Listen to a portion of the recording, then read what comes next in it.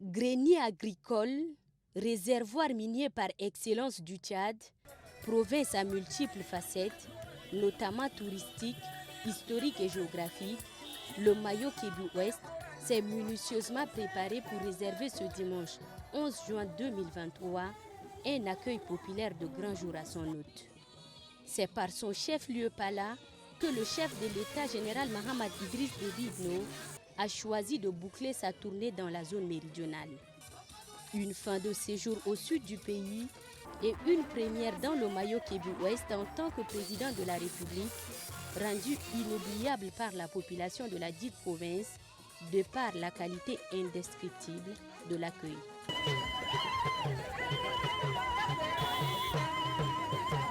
Dans la ville de Pala, en cette matinée du dimanche, jour du Seigneur pour les fidèles chrétiens, c'est une marée humaine, femmes, hommes et enfants venus des 5 départements que compte la province, laissant éclater leur joie de recevoir dans leur contrée un des leurs, le président de la République, général Mahamad Idriss Déby Itno. Dans cette ferveur populaire, chants et danses du terroir, patrimoine culturel de cette province, se mêlent. Elles sont exécutées avec soin et dextérité par la dizaine de communautés vivant dans le Mayo Kébu-Ouest qui voudraient ainsi dire bienvenue au chef de l'État et lui faire voir son hospitalité. Il est 10h20. C'est sous un ciel plus ou moins couvert de nuages que l'avion transportant le président de transition s'immobilise à l'aérodrome de Pala. Le président de la République est accueilli par le gouverneur de la province du Mayo Kébu-Ouest, général Tegen Idibey Berdé, qui avait à ses côtés le commandant de la zone de défense et de sécurité numéro 12, général Abderrahim Issa El Hadj, le maire de la ville de Pala, Sadou Sadio, le ministre de la Jeunesse Pata Legeo et le ministre d'État, conseiller à la présidence de la République, maître Jean-Bernard Padare. Après quoi, le président de transition, en sa qualité de chef suprême des armées, est invité à saluer les couleurs nationales et à saluer la troupe rangée pour lui rendre les honneurs.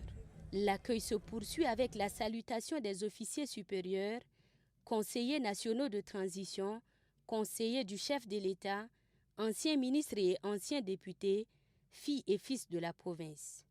Suivent ensuite les chefs des unités administratives, autorités traditionnelles et les leaders religieux de la province. Le chef de l'État, ayant fait du contact physique avec ses concitoyens une habitude, s'offre un bain de foule à la sortie de l'aérodrome. La communion est sans égale.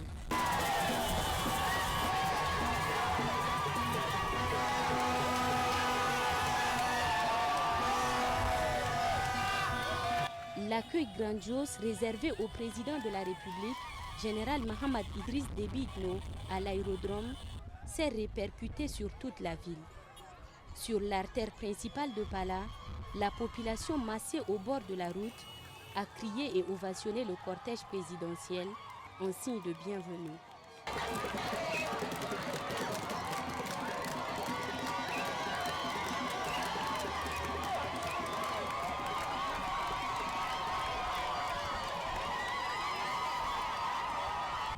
La venue du chef de l'État à Pala constitue pour la population du Mayo Kébu-Ouest une réelle opportunité d'espérance de voir le plan de transformation de la province s'accélérer et surtout les mesures draconiennes visant à enrayer définitivement le phénomène d'enlèvement des personnes contre rançon du vocabulaire des natifs de la province. Un phénomène traumatisant devenu cancéreux pour cette belle province qui n'attend du chef de l'État que des mots d'espoir.